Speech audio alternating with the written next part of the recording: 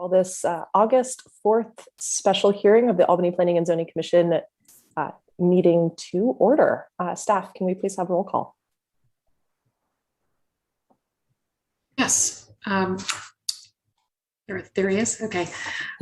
Commissioner McLeod? Here. Commissioner Moman? Here. Commissioner Pilch? Present. Chair Waddy? Here. Thank you. Item 3 on our agenda, first up, ex parte communications. Do any commissioners have any ex parte communications to disclose this evening? No.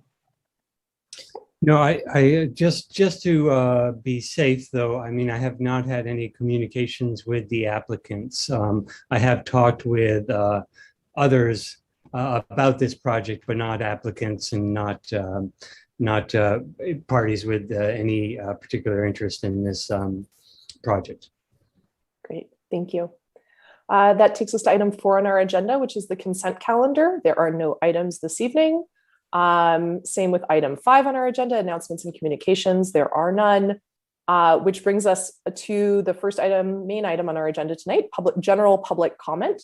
I know we have a lot of interest in tonight's hearing, so just want to clarify that the public comment that we're calling right now is not about the agendized item. So this is not about the Albany Bowl project, but rather any other item that is not otherwise up for discussion tonight.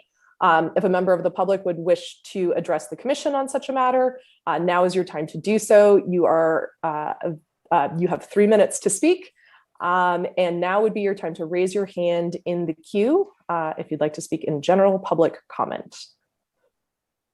Staff, do we have anyone in general public comment who wishes to speak? No, I'm not seeing any hands raised at this time.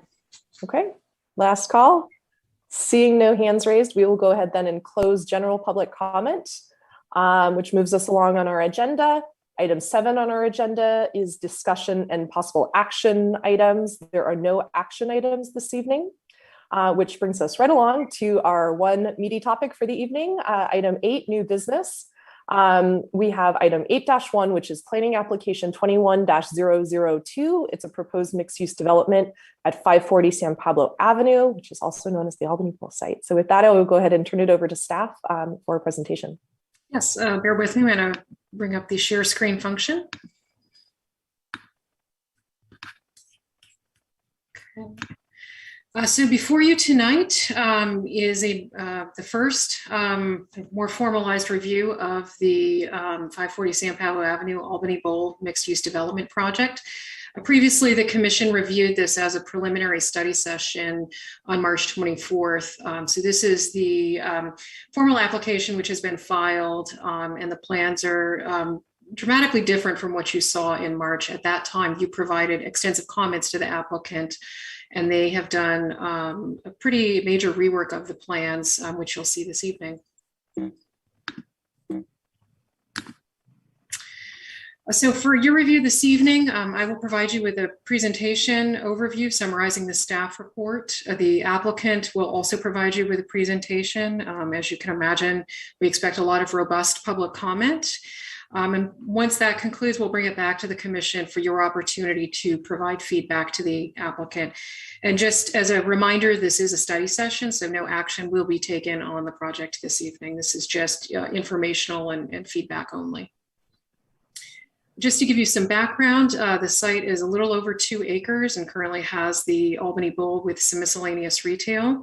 The site is zoned San Pablo commercial, which allows for mixed use development by right. There is a planned residential commercial overlay zone on the property, and there is transit which serves the property. There is an AC transit stop immediately in front of the site, and it's also within a half a mile of the El Cerrito Plaza BART station. And here is the snapshot of the zoning map.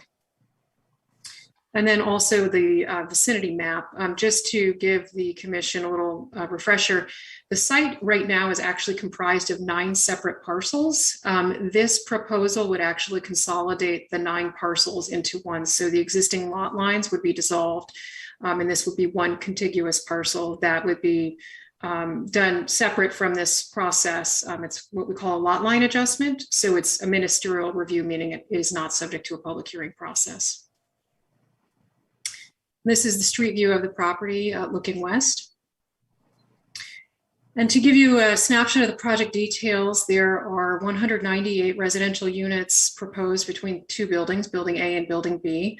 The biggest difference from the March review to now is that there have been the addition of townhomes as part of the project that will front out onto Adams Street. So prior to that, there was parking that was proposed. This will actually have a relationship with the street.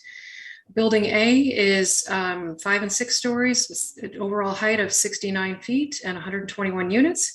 Building B will be 6 stories, 71 feet in height with 77 units. The townhomes are 3 stories and a total of 28 feet in height. And there are 21 very low income units that are proposed to be designated as part of the project scope. There is 5,500 square feet of commercial development that's also proposed and will be contained in 3 separate commercial spaces at the ground floor. On the bicycle vehicle parking, there are 268 bicycle parking spaces, 31 of which are cargo spaces, and 180 off-street parking spaces, 154 covered and 26 uncovered. And here's a snapshot of the site plan, just to refresh your memory. So this is Building A that wraps around the corner here with Clay Street. This is Building B that is interior to the site. And these are the 9 townhouses that will front out to Adams. There is this shared easement between the subject property and Sutter Health, which is to the north of the site that's being relocated. A couple other things to note here. There is a new park. It's being referred to as a mini park on this end of the site. And then there are 2 600 square foot plazas at the San Pablo Avenue entrance. And here you have a mix of breakdown of the units. So there will be studio, loft, 1 bedroom, 2 bedroom, and 3 bedroom units for a total of 207 units in the project. Again, the biggest difference is the inclusion of the 3 bedroom units, which were not in the prior scope. The project entitlements are fairly straightforward. It consists of design review, which, as you know, includes the review of the proposed project architecture and site planning. And there's also a density bonus application. And density bonus allows the developer to build additional dwelling units and to obtain flexibility from the local development requirements in exchange for providing affordable housing on site. And in your staff report, there was a summary table that was provided to you that gives you a breakdown. It's your comments, the commission's comments, and then the plan response change on the part of the applicant.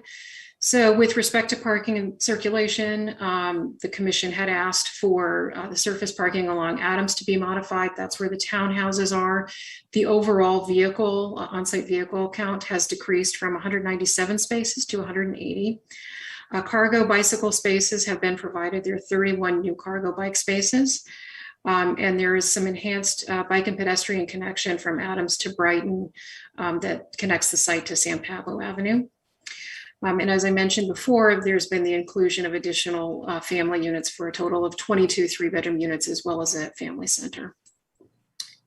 With respect to open space, the applicant, as I mentioned, has modified this to include that mini park. There's also a dog walking area that's proposed along Adams. A second roof deck has been added on Building A. The podium gardens have been enlarged, and cafe seating is also proposed adjacent to Building B. With respect to the design, the commission asked that Building A, the overall height be stepped down. The applicant has increased the height of Building A and then made that adjustment to the Adams elevation. More articulation was recommended for the street facades to distinguish the buildings. The applicant has added angled modulation to the San Pablo Avenue facade, as well as different colors and materials, including brick veneer and stucco. And lastly, the commission asked for an enhancement to signify the Northern Gateway site. So roof elements in different colors and materials have been added. There's also been this additional setback on San Pablo of 2 to 5 feet. Just as a general reminder for the commission, when you look at design review, you are looking at it in the context of general plan conformance, site planning, site access, architecture, landscape design, the coordination of the design details, and privacy. And this comes directly from the city's municipal code. And this is a rendering of the revised design facing north. This is the proposed view, Brighton looking west, showing the entry court. And this is the Adams Street elevation where those 9 new townhouses are proposed. This again is a view from Adams with the park that fronts out to the street and is located between the townhouses and the other buildings. And this is the proposed landscape design. The previous review didn't go into this level of detail on landscaping. This current plan submittal does have this. And this is really intended to give you a snapshot to show the additional park area, plaza area. The other thing that's key to note here is that there are some existing street trees along the perimeter of the site. This plan shows quite a bit more street trees that will be proposed for the project. It was noted in the staff report that there are an existing 37 street trees, 22 of which are proposed to come out. And then overall, the site combined with the perimeter street plantings as well as on-site will have a total of 97 trees. With respect to the common usable open space, this table just gives you a snapshot of the modifications and the increase in overall usable open space. It's been increased to 13,570 square feet. One other thing to note is that in the city's active transportation plan, there is an Adams Street bicycle connection, which is shown. And we've had some extensive conversations with the applicant about how best to address the issue of bike connectivity around the site. Where we have landed is that building A on that Clay Street elevation, which currently has the building up to the property line and a very narrow sidewalk, it's proposed to be set back 8 feet with those street trees. And so in talking with the applicant, as well as our public works staff and transportation planner, we have discussed the scope of adding a bicycle facility on Clay Street on city right-of-way as a future capital improvements program project. As part of this project, the applicant is willing to make a voluntary contribution, but this overall scope would be entirely sponsored by the city. It would be managed, constructed, and designed, working with a team of consultants. And it would ultimately be a public facility since it is on our right-of-way. It was our general thinking this actually gets to a better outcome because it's a city-sponsored project where we have complete control over what would come about from that process. And again, you can see the existing elevation of Clay Street. It has a very narrow sidewalk and no greenery. And this snapshot detail below shows the 8-foot wide sidewalk with the street trees. So it's really going to enhance this area for pedestrians. One other thing that was noted in your staff report was just a reference to some case law as it relates to generally what is known as exactions and rough proportionality. It coincidentally happens to actually deal specifically with bicycle infrastructure. This was case law from 1994, Dolan v. City of Teagard. And it requires that a local government must demonstrate the burden of proof that whatever exaction is being requested is roughly proportional to the project impacts. As it relates to this particular project, the city is not in a position to require modifications or dedications for bicycle infrastructure on site. The other entitlement associated with this project is the density bonus. And I just wanted to revisit the jargon that goes with this. Concessions and waivers are the words that you often hear. And so as a refresher, a concession is a reduction in site development standards or a modification of zoning code or architectural design requirements. Other regulatory incentives which result in identifiable and actual cost reductions. And examples of this include reducing the parking and reducing the setbacks. The number of concessions associated with a project is determined by the affordability provided. So 15 very low units will allow for up to 3 concessions. And as part of this scope, the applicant is pursuing 2. A waiver is a little bit different. This limits the city's ability to apply any development standard, which would physically preclude the construction of the project. And as part of this, the applicant may request the city waive or reduce development standards that would prevent the density bonus project from being physically built. So examples of this include height and floor area ratio. just to name a couple. And there is no limit on the number of waivers that can be requested or granted with the project. So that's the key difference. With respect to density bonus law and this project, the base zoning for the San Pablo Commercial District is 63 units per acre. That base project for this under the current development standards would be 138 units. The applicant has requested a 50% density bonus to achieve 207 units. In exchange, they will provide 21 very low income designated units. And here is the snapshot of the table from the staff report. As I mentioned, there are unlimited waivers and up to 3 concessions that can be applied for. So in order to achieve 207 units for this project, the applicant has requested waivers to increase the floor area ratio from 2.25 to 2.95, an increase in overall building height from 38 feet to 71 feet, and the daylight plane regulations on Adams Street to go beyond what is prescribed in the code. With respect to concessions, they are requesting a reduction in the open space requirements from 41,400 square feet to 21,170, and a waiver, a concession to waive the PUD requirement, planned unit development requirement contained in the municipal code. Albany does have an inclusionary housing ordinance, which requires 15% of on-site income restricted units calculated from that 138 unit base project amount. So as it's been shown in the plans currently, those 21 units will break down 2 studio units, 1 loft, 8 one-bedroom units, 8 two-bedroom units, 1 three-bedroom unit, and 1 townhouse will all be designated at the very low income occupancy restriction. And just as a general reminder, when this project goes to City Council for their action, they also evaluate an affordable housing agreement as part of that. So that agreement memorializes what the applicant is committing to in terms of income restricted occupancy. And just to give you a snapshot in terms of what that looks like, this information contained in the table is taken from Alameda County Housing. So this gives you an idea of the very low income dollar amounts relative to the number of persons in the household. And then the table below gives you a snapshot of those rents that are set forth by the county. So you can see that studio to 3 bedrooms vary from just under $1,100 to just over $1,600 at the income restriction.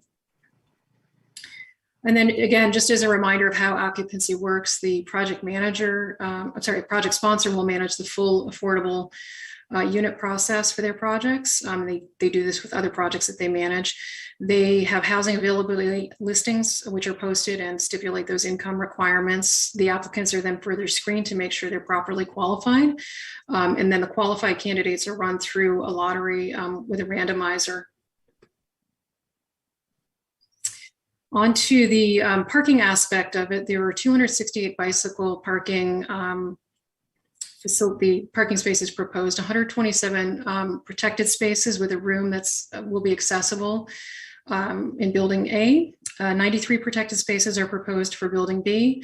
One thing to note, those buildings do not have access from San Pablo Avenue. They are interior to the building. In talking with the applicant, I understand that that is actually a requirement through the city of Berkeley. And so they just incorporated that in this project. But if there's some interest on the part of the commission, that certainly is not, it's something that could be modified if that's the direction you feel would be appropriate. The townhouses are each proposed to have 4 bicycle spaces for 36 total. Double stacked racks and 31 cargo spaces are also proposed. And then of course there will be perimeter bike racks along San Pablo Avenue. With respect to the on-site vehicle parking, it is parked at a 0.5 ratio, which is consistent with state density bonus law. The project as proposed provides a mix of standard spaces and double lift parking stackers. One other thing to note is that 31 of the spaces, or 20% of what is proposed, are required to have EV chargers. So that is the snapshot you have there for the vehicle parking for the proposed project scope. And again, it has decreased somewhat from the previous review. With respect to commercial vehicle parking, there is a requirement of 9 spaces based on a general ratio of 1 to 400 square feet, though 24 are provided. And as I mentioned before, this process is limited to 5 meetings. That is pursuant to Senate Bill 330, which is a separate application filing. And effectively what that does is lock in the development standards from the date of filing. So tonight's meeting counts towards the first of that 5 meeting total. This project is subject to the Housing Accountability Act, which is contained in the California Government Code. And what the Accountability Act does is limit the Commission and Council authority to substantially change the project scope as it's presented by the applicant. What this means is you are really limited to evaluating this project request on its face. The project sponsor, designs it as they see appropriate, and your purview in this is really limited to the design review. The density, parking, and height are determined by the developer. If there were to be findings of denial made, subject to the Housing Accountability Act, additional findings supported by a preponderance of evidence would have to identify specific and adverse impacts related to public health and safety. So there is a additional burden of proof if the project were to be denied by the Commission. Over the last couple of days, you've seen an extensive amount of correspondence, all of which has been posted to the agenda. Just to give you a snapshot, concerns have been expressed related to traffic impacts, the size and height of the development, the off-street vehicle parking, overall project design, open space, the density bonus waivers and concessions, as well as the need for additional affordable units. The project is categorically exempt pursuant to 15332 of the California Environmental Quality Act guidelines, which exempts infill design.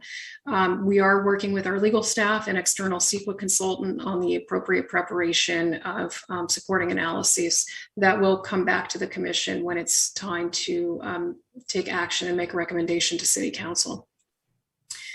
And with that, for your review tonight, we're curious again to get your feedback on the project scope and provide any additional comments to staff and the applicant. And specifically, we're interested in hearing the Commission feedback on open space, design circulation, and any additional information that may be helpful to you in making a decision on this project application. And with that, I'm going to stop my screen share. The applicant is here and I can promote him to a panelist. I'm also happy to answer questions that you might have. If other commissioners are okay with this, why don't we go ahead and jump to the developer's presentation first, and then we'll pause after that, ask questions, then we'll open it up for public comment, and then we'll come back for full deliberations. Great. Okay. I've just promoted Isaiah to a panelist, so we'll take probably a moment here.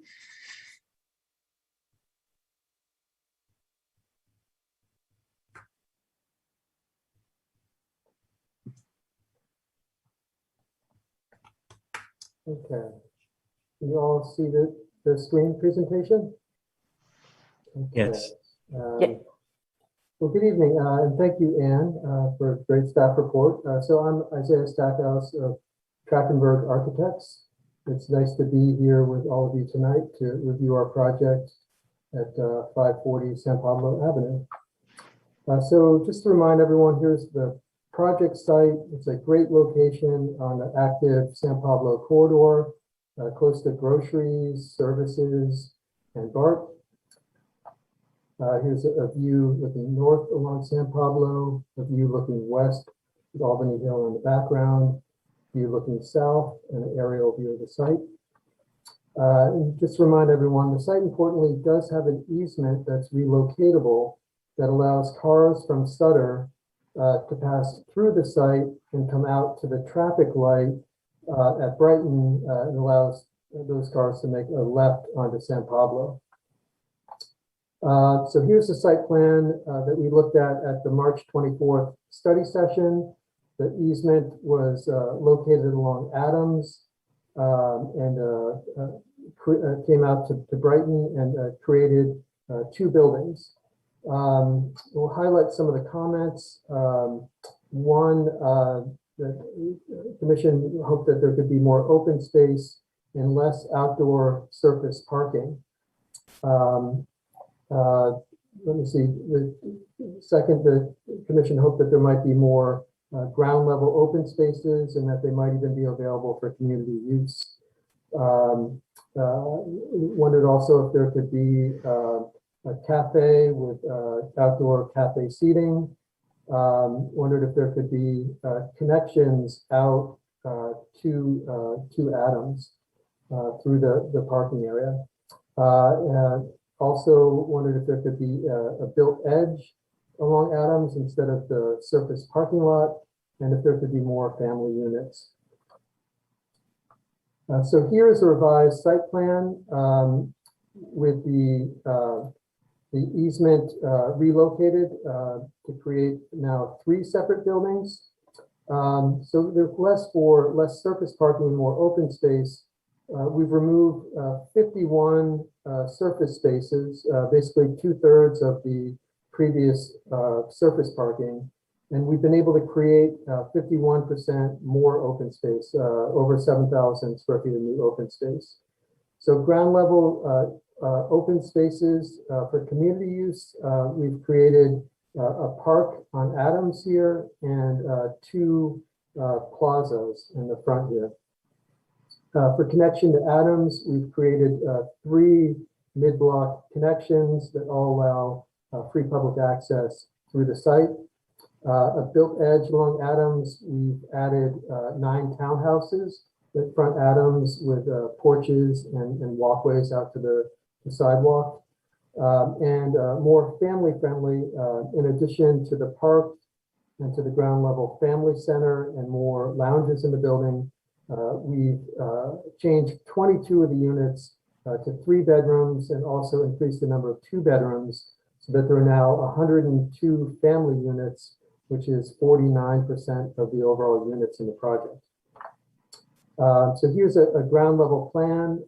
Enter building A off the plaza. There's a leasing office, the family center, fitness, bikes, including cargo bikes as well now, a retail on the corner. Moving back towards building B, there is the plaza off of the cafe. We've redesigned the lobby here to allow for the cafe to be on the corner. There are more bikes and cargo bikes within building B and additional commercial space facing north. In the site plan here, we now have about 11,000 square feet of publicly accessible site amenities. There's the park on Adams, the cafe plaza, a fountain plaza, a dog walk areas proposed along Adams, the 3 through block connection walkways through the site, and the Clay Street widening. Again, currently there's only a 5-foot sidewalk with no room for trees or plantings, and we're pulling the building back 8 feet to allow for an ample, very lush sidewalk. We're also pulling the building back 2 to 5 feet on San Pablo to widen the sidewalk there to create room for sidewalk seating, better street trees, better street amenities. Here's a podium level plan, and you can see, start to see the unit mix here. Again, we've added the townhouses and 3-bedroom units. Again, it's a total of 102 family units now. We've added the ground level park, the family center lounge on the ground floor. We've added 31 cargo bikes for families and increased the bikes overall from 221 to 268. And we note the project will have 21 very low income below market rate units, and it will have 10 of those will be below market rate family units, including actually the below market rate townhouse. Here's the level 6 plan. We would note that while the project does include now townhouses and more larger family units, it's still well below the allowable density bonus square footage. So the allowable with a 50% bonus would be an FAR of 3.375. We've held the project 12% below that at 2.95, and that equates to an allowable gross floor area of 321. We've held the project 40,000 square feet below the allowable, 12% below the allowable. Here is a roof level plan. You can see we're providing a total of 21,170 square feet of open space. That's a 51% increase over the study session plan. Just to walk you through it, there's a Plaza A, Plaza B, the park on Adams. There's a building A podium, building B podium, building A roof deck, building B roof deck, and private patios on all the podium level units in both building A and building B. And then also the townhouses have their own front yards and porches. Note we've also added the dog walk on Clay and the widened sidewalk, the dog walk on Adams and the widened sidewalk on Clay. These do provide amenity both to the residents and the larger community, but aren't technically open space due to their dimensions.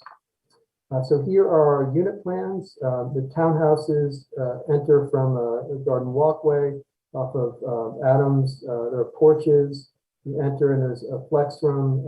There's a garage with room for 4 bikes, including a cargo bike, trash bins. There is a sort of a multi-purpose flex room on the ground level here. Coming up, there's kitchen, living, dining, and 3 bedrooms up on the 3rd floor.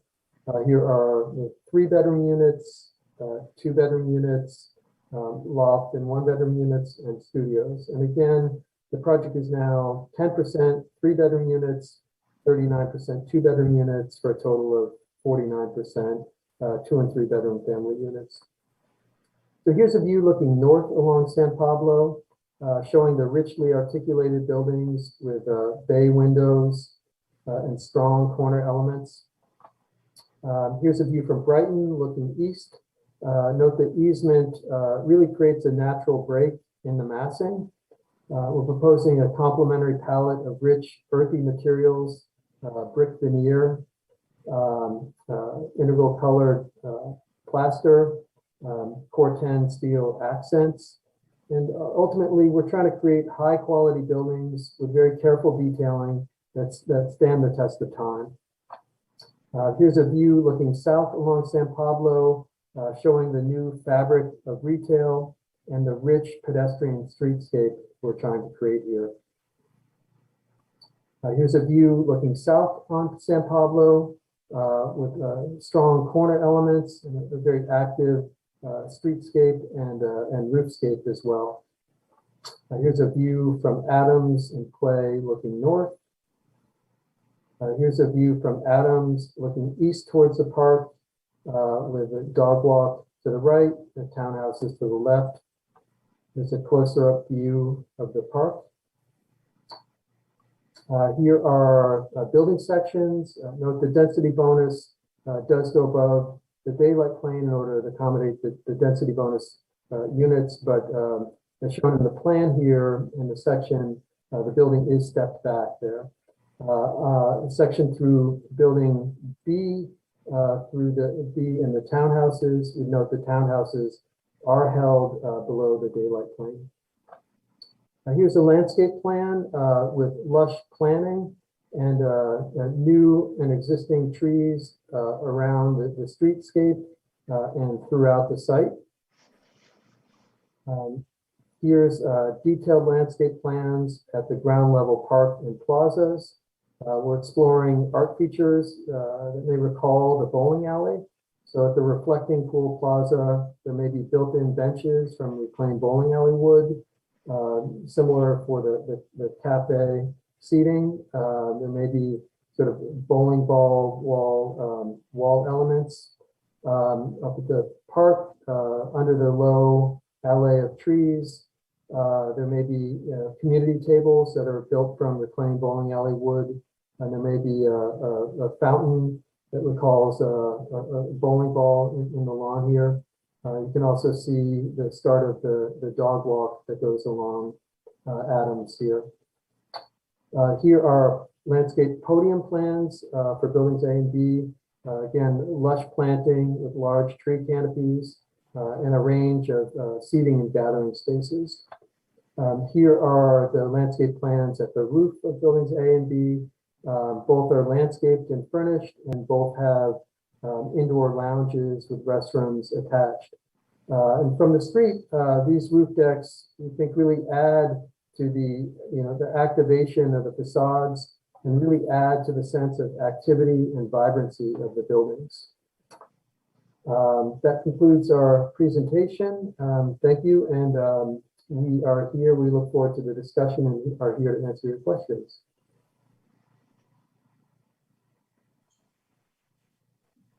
Thank you. All right. Questions with the commissioners. Commissioner Pilch, I see you get raised.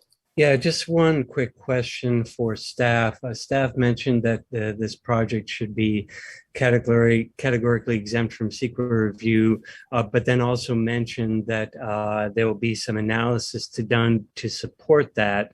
I don't recall that coming up in previous projects where we had categorical exemptions. So I wonder if staff could talk about that a little bit. Sure, I'd be happy to.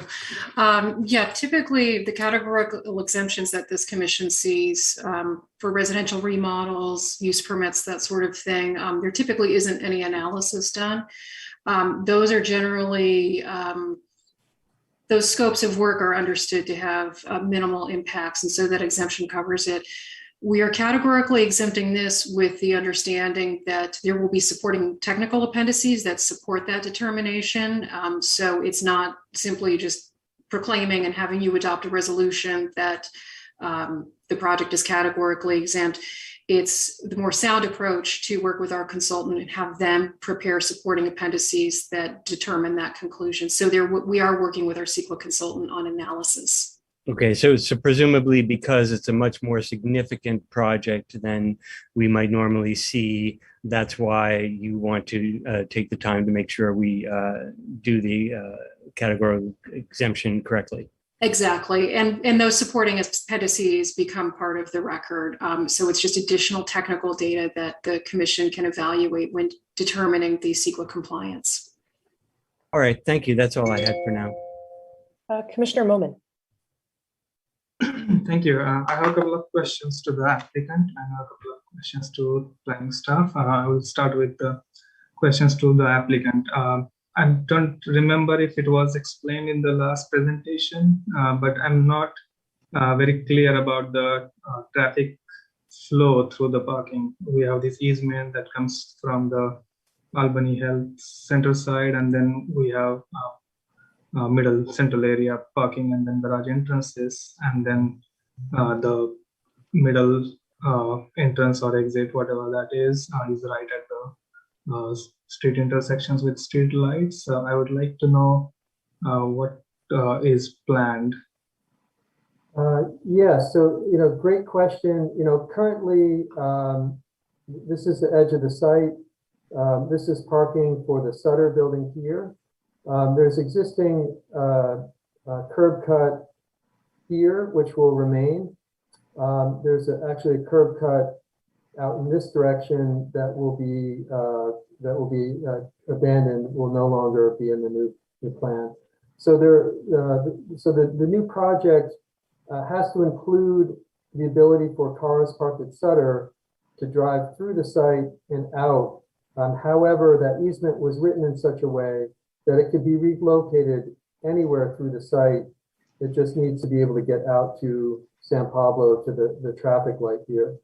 So the proposal is for the easement to be relocated here in between the townhouses and building B, and to come through and to come out to the existing traffic light there. So would that be one way? This will be a two-way driveway. Okay, so cars would be coming in as well as exiting from that Yeah, so area at the intersection, and there would be street lights. So has there been any coordination, like how that would be managed with the traffic flow on the street? yeah, so it's an existing condition that will remain. So right now, this is a two-way driveway here at the street light, and it will remain a two-way driveway. So there's really no change to the circulation. Okay, but have you explored if making it one way would be making it easier or No, there's complicated? really nowhere else for people to get out. So let's say a resident in building A here, they need to be able to come in, turn and park here and then come back out. So we really need to maintain the two-way. So those people parking in building A cannot pass through the easement and exit through the shutter area. I mean, I suppose they could, but they're very unlikely to go way out of their way to come over here where there's no street light. Okay. Commissioner Momin, just while we're on that topic, if I could ask one other question of Sure. the applicant, Yeah, similar to that. As it relates to the easement, is the easement one that's of a purely private nature between the two property owners, Sutter and the subject property owner, or does the city have any involvement in terms of, parking requirements or emergency egress? I believe it's just a private easement with Sutter. Okay. But I think the site was all under one ownership at one point, is our understanding. And when the lot split was done, this portion was the easement was written to allow this parking to come out, especially because there are no driveways existing or proposed out to Adams, which is more of a residential street. So the intention is to keep these two existing exits here. And I've just gotten some clarification as well from the project sponsor that the way the easement is written, it does allow two-way traffic, and it does go both ways, both directions, and the city was somewhat involved when that easement was written. Thank you. And go ahead, I'll defer back to you, Commissioner Momin, for the rest of your questions. Thank you. Yeah, then I have next question is about trash. I saw 2 trash rooms on ground level, but I did not see a trash chute in the building. So is it expected from the residents to go all the way down with their trash and dump their trash in the trash rooms, or you would be providing a trash chute in your later design stages? Yeah, for the last, I would say, half dozen years, we have stopped putting trash chutes in because a lot of fire departments we've been finding don't like them. For instance, the city of Berkeley strongly discourages trash chutes. And so what we tended to do instead, what most buildings tend to do in Berkeley anyways, is to put the trash convenient to the lobby. So in building A, you come down the elevator, there's the trash from here. In building A, it's a little further away, but there's an ADA path out to the trash here. This was a convenient spot for pickup and all that. But yeah, good question. And no chutes, especially with this day and age of so much cardboard, those apparently tend to get stuck. And City of Berkeley Fire especially considers them to be a fire hazard. And does planning staff have any opinion on that? I don't have a strong opinion one way or the other, but I'm certainly taking notes here because I do want to talk to our fire department staff to just understand, their thoughts on this. Okay, and then my next question is to you, planning manager. No, I saw a lot of concerns about parking in the neighborhood. The project sponsors have provided certain amount of parking, and they are thinking about keeping them unbundled. And so there are some concerns. Does the city have any plans doing some traffic parking study for this neighborhood and proposing maybe some residential permits or something that would mitigate the concerns of the neighborhood neighbors? So to answer that question, we're hearing more and more about concerns related to parking, not only with this project in this part of the city, but elsewhere. We are planning to come back to the commission in September with a broader discussion about parking and parking policies, but I don't think at this point in time we're planning anything specific for this project because this continues to come up as a citywide issue as opposed to a localized issue. Okay, thank you. That's all I have. Great. Commissioner McLeod. Yeah, good evening, everyone. I just a couple quick questions. Are the bowling ball kind of elements, is that meant to be the public art component? This is a question for the applicant.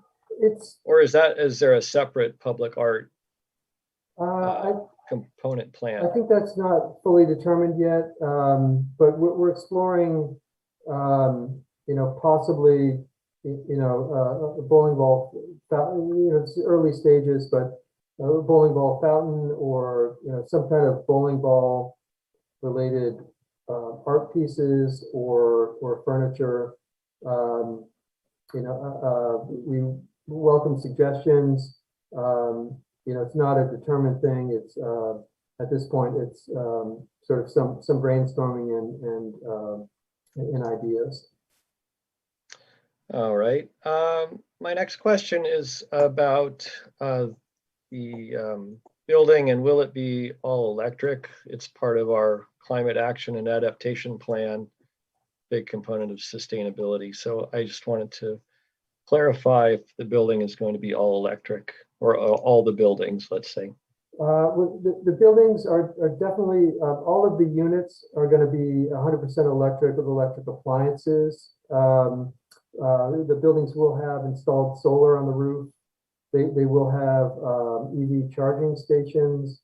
But we're still looking into some of the building systems that's still pretty cutting edge. We're just starting to get into actual engineering of all electric buildings next door in Berkeley, but that's still a real unknown and not something that that the engineers we've worked with have solved yet. So the building systems and possibly the food use sort of then potentially having gas is still to be determined.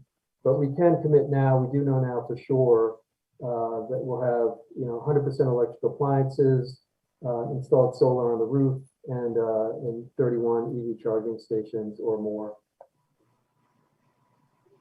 Okay. Well, I guess my other question, it's a landscape related. The landscape plan showed, just to clarify for everyone, some of the street trees will be removed, but then all replaced in kind or with a better species. Is that correct? That's correct. So the landscape architect has surveyed the site and looked at what trees they believe are in good shape and which ones would be better to replace. Wherever there aren't trees, we'll add new trees. And the expectation is that we would work with the city on the evaluation of the existing and where to provide replacement trees. versus keeping trees. So that's the expectation. Yeah, okay, that sounds great. And so there would actually be a pretty significant net increase in the number of trees on the site compared to what it has now. Yeah, absolutely. A huge increase. Okay, just wanted to clarify that. Yeah. I think that was it. I guess my only other question was about where you were sort of staying under the density bonus limits. That was in terms of FAR and actual square footage. You're at the max for the number of units, so the only way to increase the square footage would be to increase the size of the units. Is that correct? For instance, if the project were to be all 3-bedroom units, more square footage would need to be added to, to create those units. But so what we try to do is find the right balance with a project that's very family friendly, and that we feel is still, or that is still quite a bit below the allowable, massing and square footage and FAR that's allowable under the bonus. Okay, all right. Yeah, that makes sense. But I just wanted to clarify that, it's not like you could have built more easily. It just seems like with the mix of units, it makes sense the way you've done it. Okay, thank you. That's all I have for right now. Commissioner Pilch, did you have some additional questions? Yeah, thank you. Sorry, Commissioner Momin's question made me think about circulation a little bit more. So just to clarify, underneath there will be a two-way driveway between Building B and the townhomes underneath the podium. Is that correct? It's not underneath the podium. It's at grade level. So on this plan here, the Building B podium stops here, and then we've created enough of a gap here for a true 10-foot sidewalk with a planting strip and street trees, and then there's a two-way drive here at grade level through here in between the townhouses. And if we go to the site plan. Right, so here's so someone driving into the townhouses could come in, make the turn at grade level, and turn into and park in their garage. So the relocatable easement is down at the ground level, but it is open to sky, and it is designed with a generous true sidewalk. Pedestrian sidewalk that's landscaped in with trees. Okay, thank you. Yeah. Oh, did you want to ask about that driveway? Well, I just had another question sort of on that same topic. If you have other questions, go ahead. Yeah, so that clarifies with me. I knew there's a second floor podium garden, but that's on the podium of Building B. So now I understand that better. That would be up above this area here. Yeah. Okay. And so then staff also mentioned bicycle parking, and I just wanted you to speak to that a little bit. There was the bicycle parking access for Building A is through a hallway in a lobby, and through Building B is through the garage, as I understand it. And so the applicant, you said that that's built to Berkeley requirements or standards? Yes. Yeah. We mentioned it to staff. It came up in the conversation that some of why we did it this way is purely just because that is a requirement in the city of Berkeley. The city of Berkeley, due to security concerns, will not allow, for instance, a door directly from the bike room out to the sidewalk. I guess the thinking is that as one person is coming out, that someone could be, standing there and come in before the door closes and get in there and steal bikes. So that's a concern. We haven't, as a team, really talked about it thoroughly, but this is typically what our team is used to doing, where you've got car key access here, car key access, on the bike door here, and additional levels of security for the bikes. So that's what we're used to doing, and what we're typically doing but we're not, steadfast on that if the commission had a strong Yeah. feeling about it. Okay, yeah, thank you for that explanation. That makes sense. And I'll have more comments about it later, but I'm done with questions for now. Thank you. Go ahead, McLeod, if you. Yeah, I just thinking more about the parking lot access and entrances. Has anybody studied what changes there will be to the actual usage of the curb cut on Brighton versus what's existing? Because at the moment, there are two ways out. There's the back driveway onto Clay, and I don't know if the usage is as intense with the bowling alley, maybe at certain times, but we are potentially significantly changing how vehicles or how many vehicles enter and exit from that Brighton curb cut. So, it's a potential major disruption on that sidewalk, of hazards for pedestrians and cyclists. So have you, as the applicant, studied that? We did mention, the possibility of a traffic demand management plan. And so just wondering what kind of changes we could expect, because at the moment, I imagine a significant number of vehicles were leaving the lot by the back driveway onto Clay. So what are your thoughts on how this is going to change the access and how busy it will be on Brighton and that curb cut? Well, there are a lot of cars currently. The bowling alley in retail does have a lot of square footage.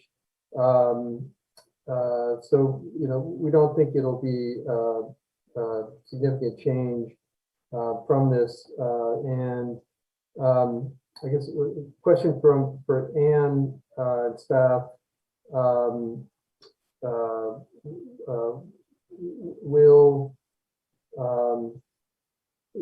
Is that something that's considered at all with the CEQA document? Our sense is that, with the amount of square footage of commercial, that it may not be that, as big of a change as one might expect here. It is already a signalized light here, two-way as well.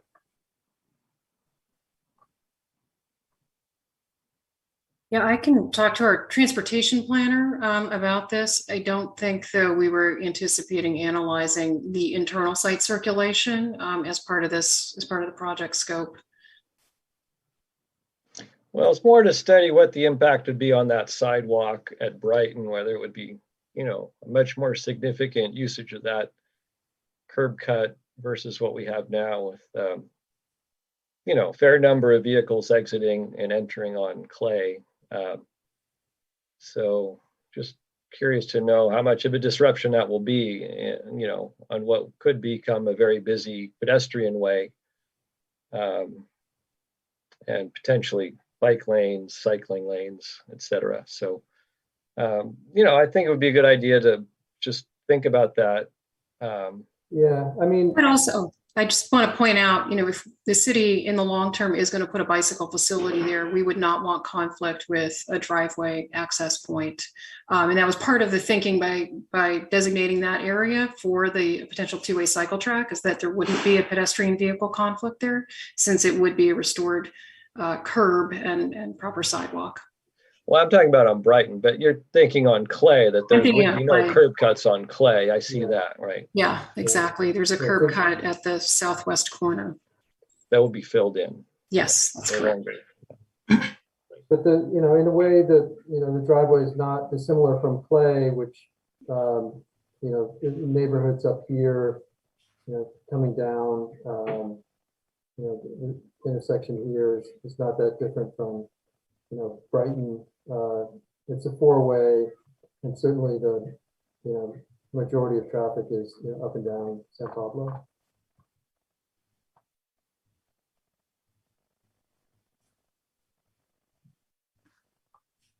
Well, that's it for my questions. Thank you. I do have two quick questions actually for staff before we open it up for public comment. The first is regarding the city's review of the landscaping plan. I know in the past we had a landscape architect on the commission who is very informative in a lot of the conditions. Now that we don't, I'm just wondering if the city has any other in-house expert that you're relying on. Again, it looks like a phenomenal landscape plan at this point, but as with most things, sort of trust but verify.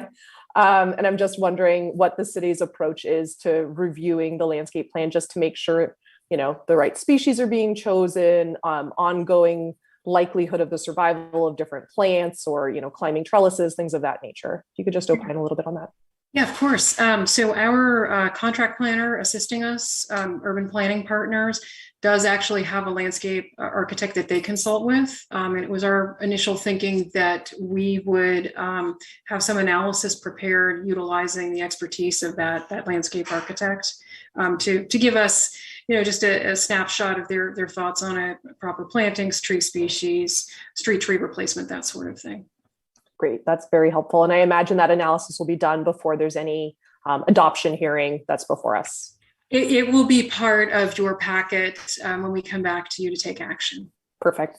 And then the second question, in terms of public utilities like additional lighting or things of that nature that I imagine will be part of the project, particularly along Clay and Adams, is that something that falls under the responsibility of the developer as they're widening the sidewalks, or is that something that the city would come in sort of later and think through a comprehensive street lighting plan?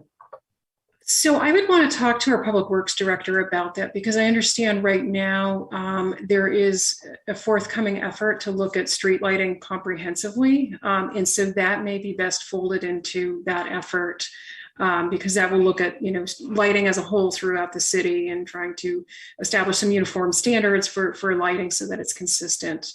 But I can certainly confer with our public works director and follow up. Great, thank you. Helpful. That wraps all of my questions. Last call among commissioners. If there are any other questions, otherwise we'll go ahead and open it up for public comment. Okay, seeing a lot of heads shaking no. Why don't we go ahead and open it up for public comment? So to members of the public, now is your opportunity to raise your hand and get in the queue if you would like to speak. Each speaker will be afforded 3 minutes of time. So again, please go ahead and raise your hand and Chris will unmute you as your turn comes up.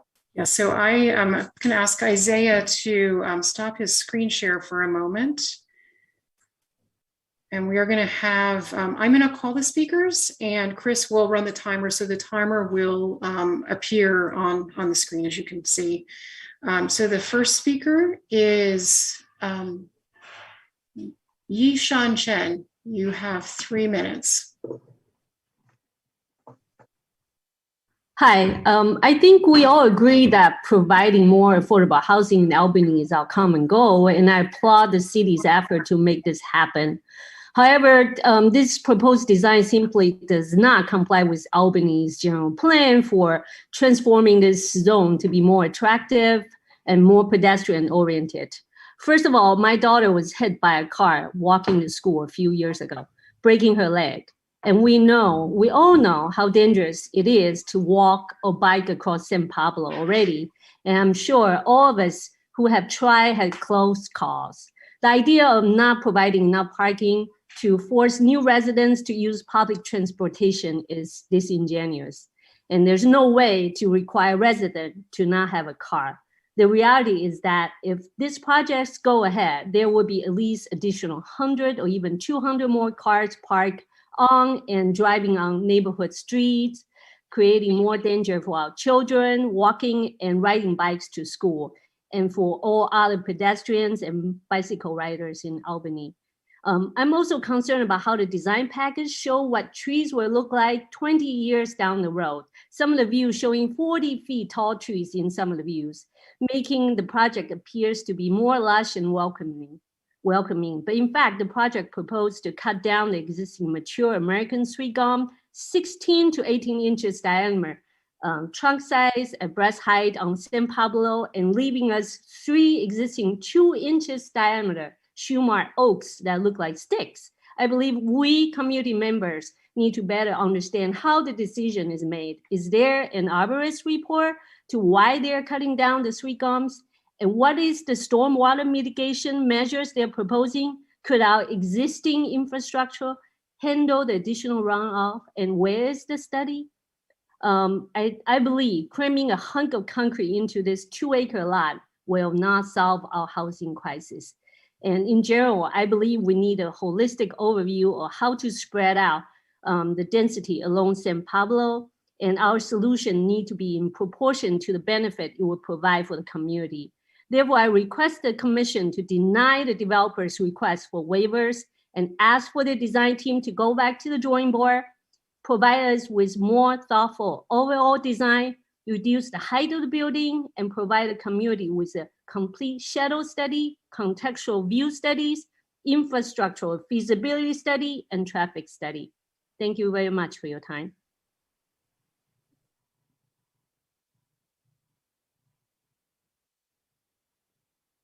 The next speaker is Joe Matera. Joe, you have 3 minutes.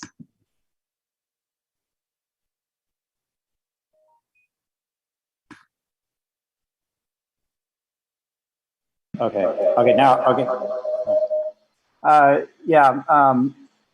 My objection is also based on the parking and traffic problems that could result from this project that provides half a parking space for each unit, when I think the average number of cars per housing unit in Albany right now is 1.7 cars per unit. I think it's kind of unrealistic to expect most of the people who are going to be living in this project to not have a car.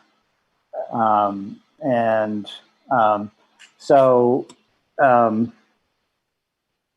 I would like to see studies that look at the parking and traffic problems that could possibly result from this project, and I'd like to see it be a smaller number of units and smaller in height also. But I do. I'm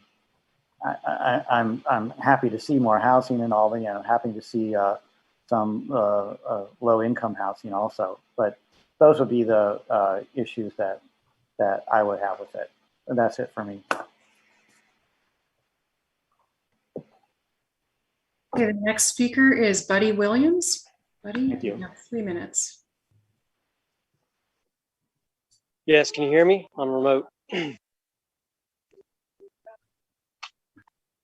Yeah, Ann, can you hear me? Yes, yeah. Cool. This is such a great opportunity to get some real housing numbers additions to the city of Albany, especially considering our ABAG Rhino numbers. This is a golden opportunity to get some real number of units built, and shortly say that highly support of this project. Experienced architect, providing a lot of benefits for the city, and just want to get my full support for the project. Thank you.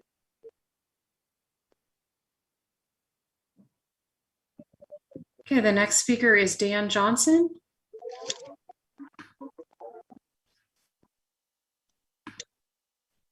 Okay, thank you for just a moment.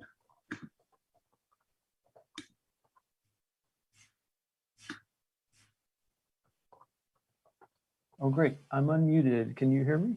Mm-hmm. Great, thanks. My name is Dan Johnson. I totally support the project. I think the height is great. We're almost starting to see a real city come together here. And this is good. The number of homes, excellent. 207 new homes. They're within walking distance of school, grocery, shopping. The walk score for the site is 90. Walkscore.com calls it a walker's paradise. It says daily errands do not require a car. And to my other neighbors and commenters who have written, I'm sure, and who've spoken about traffic, if you don't like cars, why are you demanding that they bring more cars into this site? That's not how it works. You provide more parking, you get more driving. It's a very simple linear relationship. It's very easy to require the residents to not have cars. You simply don't provide any car storage space, and you charge market rates for the public parking on our streets. We don't need studies about this. It's been studied to death. I would like to ask the Planning Commission to really take some ownership of this. I want to pivot my comments to the climate action plan that the city has, so unanimously adopted by the city council in 2018, I think at the end of the year. I was very concerned that the presenter was hesitant about making it an all-electric project. They're saying that they want to put gas infrastructure into new construction in 2021. I think that's, I don't want to be critical of that. It's just an uneducated position. I can connect you with the engineers who know how to make a central heat pump hot water plant. Gutman Blavatwet in Santa Rosa, Ecotope in Seattle. It's not problems that need to be solved. It's solved. So we can do that. You don't need to bring gas into a project in 2021. Also in the CAP climate action plan, we call for a 70% reduction in gasoline burning in the next 14 years. And a 25% reduction in vehicle miles traveled by 2045. I would like to ask the Planning Commission to take ownership of those goals and tell us, how are you achieving those goals? If I read the documents correctly, it says that only 112 parking spaces are required on this project. They're proposing 181. Only 30 of them are electric. This seems like it's going backwards on just about every goal that's in the CAP. So thanks for your consideration. Appreciate the chance to comment.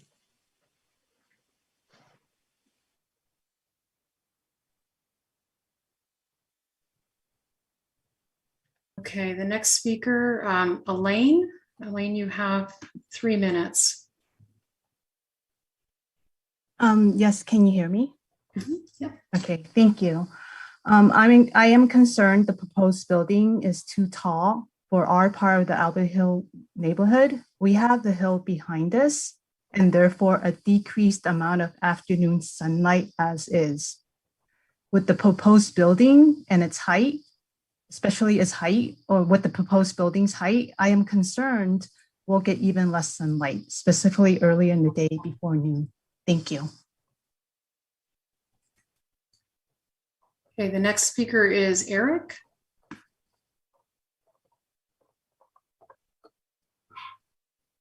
Hi, can you hear me? Yes. Great, thanks very much. My name is Eric Bieber. I'm an Albany resident. I'm also a professor at UC Berkeley at the law school, where I teach land use law and do research on land use law and housing production in the state of California. So I just 2 basic points I want to make. The first is that legally, I don't think the city can block this project. I don't think you'll be able to make the findings under the Housing Accountability Act that would allow you to deny this permit approval. I think you really need to let the project proceed, legally speaking. And then as a matter of policy, I think that's the right call as well. This is the kind of project that we need in California to address our housing crisis and our climate crisis. It's dense housing that's proximate to public transit. It will allow people to live without cars. It will provide affordable housing in the middle of a housing affordability crisis in this state. And we have people living in tents on our streets because of that housing affordability crisis. So I think the best thing that the Planning Commission could do with this project is approve it as expeditiously as possible. Please do not impose additional conditions on this project and let it proceed to commence construction as quickly as possible. Thank you. Okay, the next speaker is Kara. Hi, this is Kara Vucic. I'm an Albany resident. I'm also a professional transportation planner. First, I just want to express my support for this project. I think it's, I just really appreciate the way that the project applicant has responded to the comments that were made by the commission, and really, made an effort in redesigning the project to address those comments. What I want to speak to is the fact that, at least from the comments that I've heard in terms of people expressing concern about parking impacts, I haven't heard any data or facts to support those concerns. And I think it's really important that in looking into this, we actually use data and facts to understand what the parking need is at this project. And in fact, there are a number of there are several studies that point to the fact that people who live within a half mile or even up to a mile from a BART station drive significantly less and require significantly less parking. I would also put forward that we should take a look at what the current vehicle ownership is and what the current commute modes are in the block groups in the area already to get a sense of, for the people who already live here, what's their vehicle ownership and what's their commute mode, to get a sense of what new residents might be doing as well. That's really usually the best factual indicator to understand what someone's transportation patterns are going to be. So I hope that we can certainly not add any parking to this project. And ideally, I'd like to see the parking ratios drop even further. But so far, I'm very happy with the project. Thank you. Okay, the next speaker is Lindsay. Oh, actually, sorry, Lindsay. Hello, I'm Lindsay. I am assuming you can hear me. Thank you. I am really excited about this project. I actually live right off of San Pablo to the south of this project. And I really appreciate the changes that have been made to this project, addressing previous comments and concerns. I want to echo the previous speaker in regards to, thinking about parking in terms of data, and as well as the previous speaker in terms of, I think this really addresses Albany's commitment to fight the climate crisis, as well as the housing crisis is ongoing. I am in my 30s and all my friends are having babies, and we are all struggling to find affordable housing or even reasonably market priced housing that, is large enough to support a family. So I am really excited that this project was expanded to support families as well as bicycles, and it's right next to the bus stop. So, I just urge the commission to, move forward with this project and then to continue to look at the data as well. Thank you so much. Okay, the next speaker is Christopher. Hi, can you hear me? Great. Yeah, I'd like to echo calls for data. That seems just like the most important thing incumbent upon us right now, especially when issues like safety and impact on infrastructure are concerned. In particular, the developer stated that there are a lot of cars currently in the lot and they don't anticipate significant change, but I think Albany residents know that only the barest trickle of cars come out of that Brighton curb cut, and when they do, it's slow. There's no question that traffic would be far greater than what it is now when it suddenly serves as the only egress and ingress point for potentially, 500, 600 residents. So traffic around there and making turns is already one of the slightly slower points in the area, and I'd definitely be concerned about sort of pedestrian safety. So I'd really like to have a study done, and also echoing that the parking impact of having 1 to 200 cars potentially in the area. We can get better estimates of just how many cars would be there, how many cars are here now, but it is difficult living right in that area, just at the top of Clay, knowing that parking is very, very difficult for us to get on an average night now. So I also just want to echo calls for more data. This drastic a transformation requires due process and careful study. I think there was a waiver put in to sort of skip parts of the application process. I just want to make sure that there is time for the due process and review. I think story polls should be put up just to show how dramatic and sudden a change in the area this will be. Also, it is really 71. Yeah, I mean, what is that, like 5 times what the Albany Bowl is? We are talking about a really sudden, dramatic change. And it is somewhat out of character and certainly out of scale with everything around it. A lot of the shots, and they show a very, they're beautiful, but very few of them sort of pull back to show like the hillside residences and the nearby houses and what the whole profile looks like, and that would be rather different. So I think that's important. It just seems that the requested density bonus and the scale of the height bonus requested, 186% of the regular max height for that zone, doesn't necessarily make sense for the number of VLI units that are being provided. So I would just like to say that I actually endorse this idea of a project. I would like to see affordable housing here, higher density housing, even above the max capacity. But this doesn't seem as well scaled for the space and not for the numbers. Also, some concerns about the mechanical double-decker parking as something of an on-paper solution to the number of parking units required. I'd just like to see data and studies on how well they work, whether there's noise concerns about them, things like that. So again, I'd just like to say that the project in concept seems good. I just hope that it can be scaled back somewhat to suit the area rather than looking as good as it does in numbers. Thanks. Okay, the next speaker is Chenglong. You have 3 minutes. Okay, so I'm in support of the project as a practicing architect for over 20 years. I think it is a very well-designed project. It provides much needed housing, which is proximity to El Cerrito Plaza and the Plaza Bar. I don't think the traffic will be significant in some people's opinion. For instance, I live on Cornell Avenue. We have one car with a family of 4.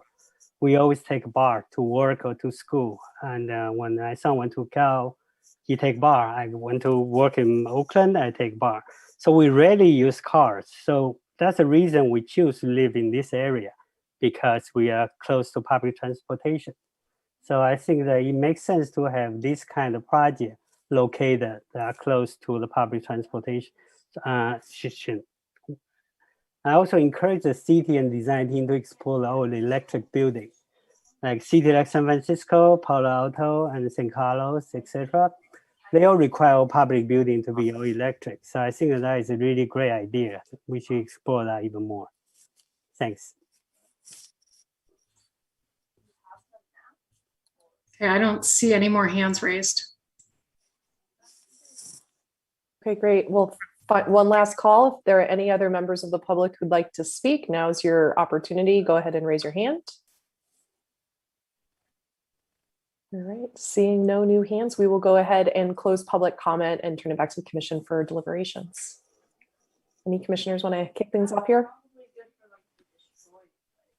If not, I'm happy to jump in. Oh, sure, Commissioner McLeod, go ahead. Yeah, I don't mind starting off.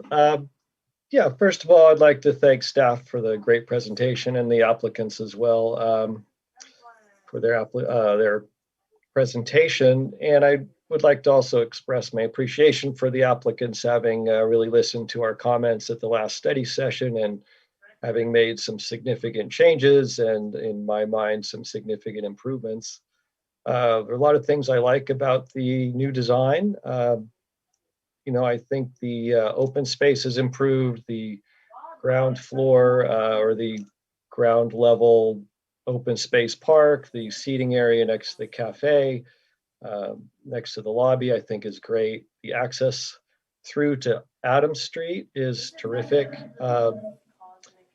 because eventually a lot of kids that live there are going to go down that street to Ocean View School. So that's going to become a bike boulevard. So that access is really critical to keeping this an active transportation-oriented project. There may be a bike bridge at the end of Adams to El Cerrito, which I think will help our connectivity in terms of bike lanes and bike access. In terms of the big picture, I just want to go back a little bit and look at it from the point of view of as some callers have said, from an environmental point of view and from an urban planning and housing crisis point of view. We are in the midst of a huge housing crisis and a huge affordability crisis. And one of the callers is exactly right. We have people living in tents on our streets because they can't afford to live anywhere. And a big part of that is the fact that there's not enough supply. Prices are expensive here because of demand. And so if we don't try to meet that demand, we are going to maintain our high prices. So this one project will not solve the housing crisis all by itself, but it is a part of a big Bay Area wide, statewide effort that we all have to work with and work towards.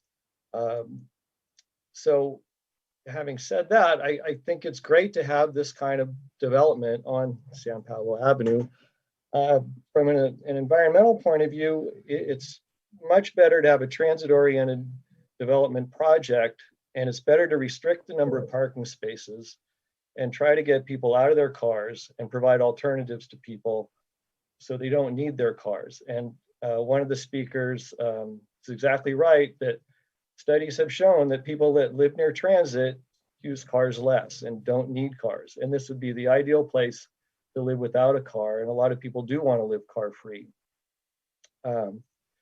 So, you know, I'm happy to jump in a little later, but I think this is an ideal place for this kind of development.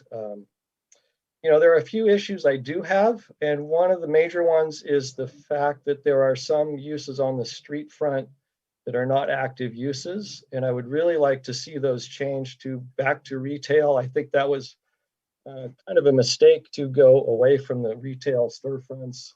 I mean, it's fine to have a lobby or a gym or something that's still an active use that provides some visual activity.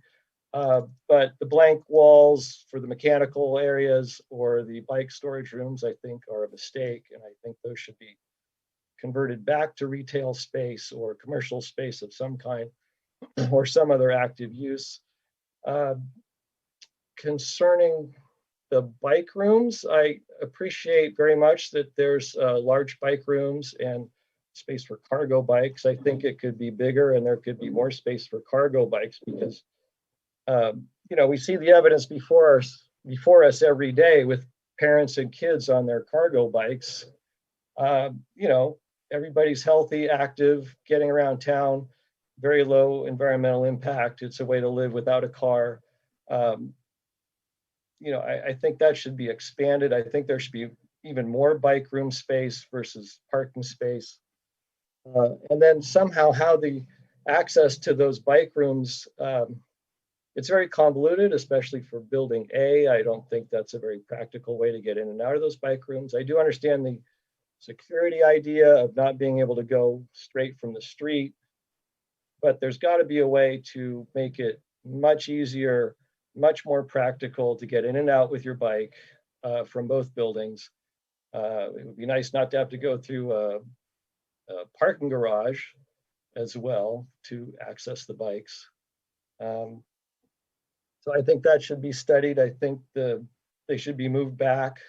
Same with the mechanical areas so that they're not occupying street edge space. You know, overall, I do really appreciate that we get 21 affordable units out of this project. I like the overall building design. I like the varied facades. I like the rhythm set up by the different sections of the buildings. And I think the massing is well broken up. So it doesn't look terribly imposing, and the townhouses are a nice addition. I think it's nice to provide families with other options there, and it's a transition to the lower scale neighborhood next to it. You know, overall, I think it's a nicely designed project. My only one regret is that it didn't come along a little bit later when we could have a new San Pablo specific plan that would allow even greater density. I think this site could support more units.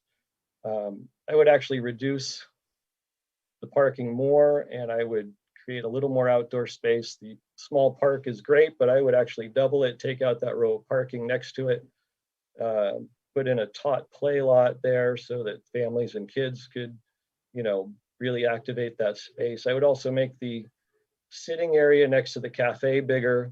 That would really activate that street space. You know, that's the kind of space we want. That we want pedestrians coming, people in the neighborhood going to the cafe, and you know, basically bringing life to the street. I think that's what we really want here, and that's in the same vein. We want more retail or commercial spaces along that street edge to provide residents with more options for shopping locally or for getting services locally, part of the whole 15-minute city idea where everybody can walk or bike and get what they need within 15 minutes. And they can certainly get to transit and get to almost anywhere in the Bay Area that way. So overall, I really like the project, but I would like to see some changes going forward. Thank you. Commissioner Moman. Thank you. I completely agree with most of the things Commissioner McLeod said. I'm seeing a huge overall improvement in the project design. There are some big and there are a lot of small design changes that have significantly improved the overall design quality. I think first of all, I would appreciate, and I would concur with Commissioner McLeod. I appreciate the effort that applicant has taken to consider our comments in the last study session and the effort they have taken in incorporating those design changes in the current design. I really like the liner townhouses along Adam Street in Building B. It is making a huge impact now. It is a completely big change from the surface parking lot that was there in the previous proposal. It is now creating a nice low-rise street frontage along that street, which is much more compatible with the houses across the street. And the easement is also much tolerable with truck under parking on one side and landscape on the other side. And the relocation of Building B garage entry to easement as well is a very good idea. And then the central space is much more meaningful now. It has been designed very efficiently and skillfully with public spaces and parking lot.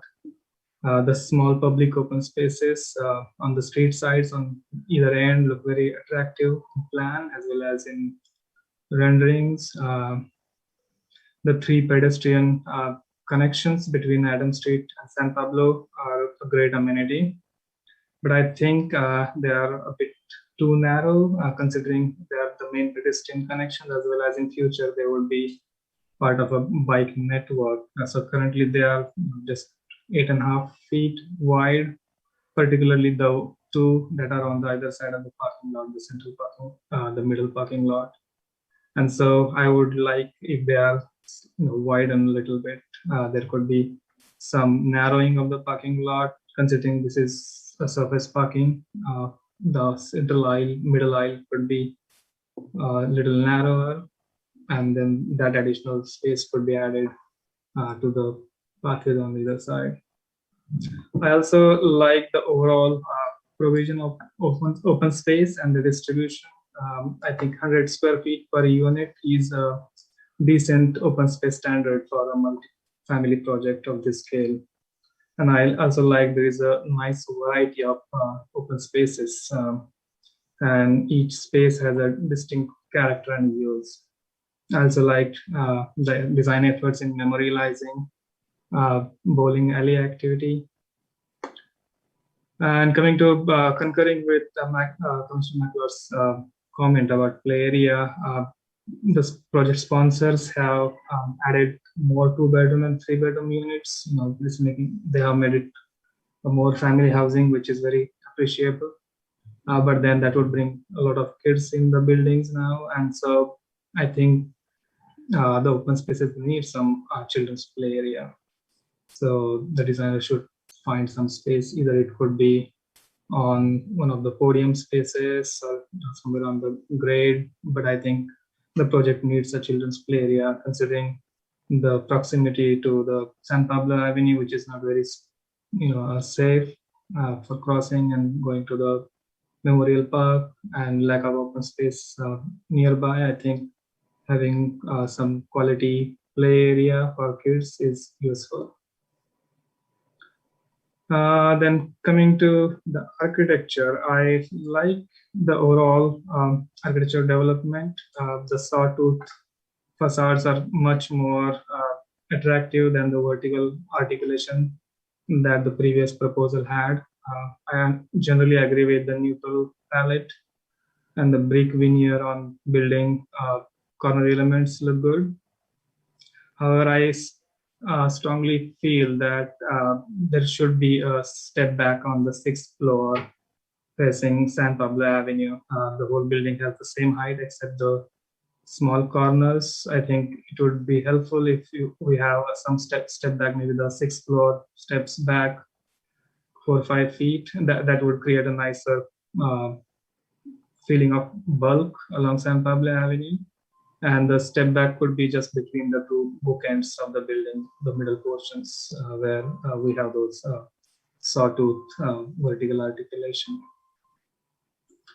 And then along Adam Street, face of building A, in the last study session, we had discussed the concerns about imposing a building height along that face in comparison with the 2-story houses across the street. And I remember many of the commissioners, including myself, had suggested reducing the building height on that side and relocating that building mass to San Pablo Avenue side. So in this proposal, the designers have increased the height along San Pablo in building A, and I totally support that. But the building height has not been reduced on Adam Street. And so we have a situation where we have 2-story townhouses on the western side of Adam Street and then 5-story building on the eastern side. And I see kind of a mismatch in that situation. I totally understand now, since the building has more 2-bedrooms and 3-bedroom units, so we need more real estate. But I think there should be some kind of transition between the scales across Adam Street. We have townhouses in building B, which is much nicer situation, but for building A, I think there should be some efforts made to improve that situation. Also, there was a row of stoops along that face on the ground level of building A. And I think most of us liked that feature. And there could be different opinions about the use of those stoops when the main entry of the units is from the main corridor of the building. But I think those stoops create a nice impression of some activity along the street. And so in the current proposal, the designers have removed those stoops and have exposed this 182 feet long and 12 to 15 feet high dead wall of the garage. And I don't think that is a nice situation. They have proposed a dog walk along that narrow strip of land, along that narrow strip of space. I'm not a dog owner. I don't have a pet, and so I don't know if that short space for dog walk would be really useful. Other commissioners could comment on that. But then even with that, I think there should be some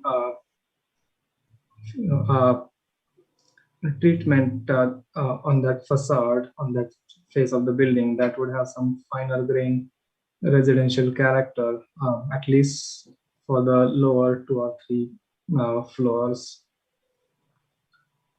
And then coming to the townhouses, I really like the plan. It is very compact and very efficient. The architecture of the townhouses is also nice, very simple, clean, but well composed.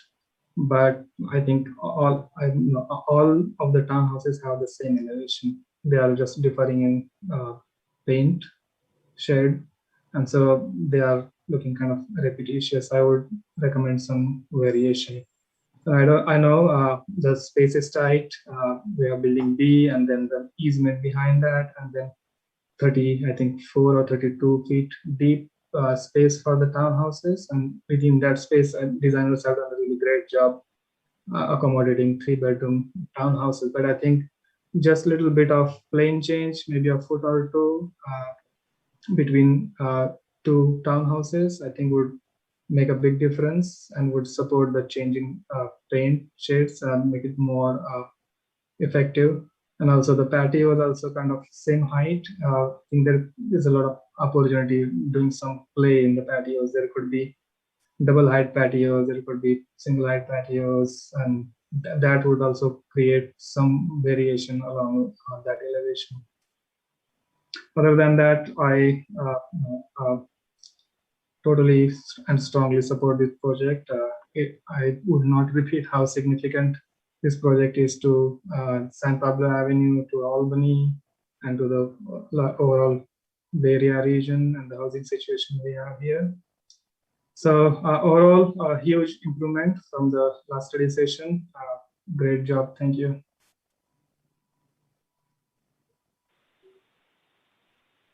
Commissioner Pilch. Sure, happy to follow up. So, yeah, I think I concur with the majority of comments from Commissioners McLeod and Momin, probably almost all of them. Maybe just didn't catch maybe some of all the subtleties. I do, just to play off Commissioner Momin for a second, I do like his idea of a children's play area. I'm not sure we could mandate that, but it might be a great amenity to attract residents to this project. His comments about the massing did make me think a little bit. Well, first of all, let me say that I concur with his comments about the townhouses and creating more variety there, so it doesn't look too, too cookie cutter. Definitely.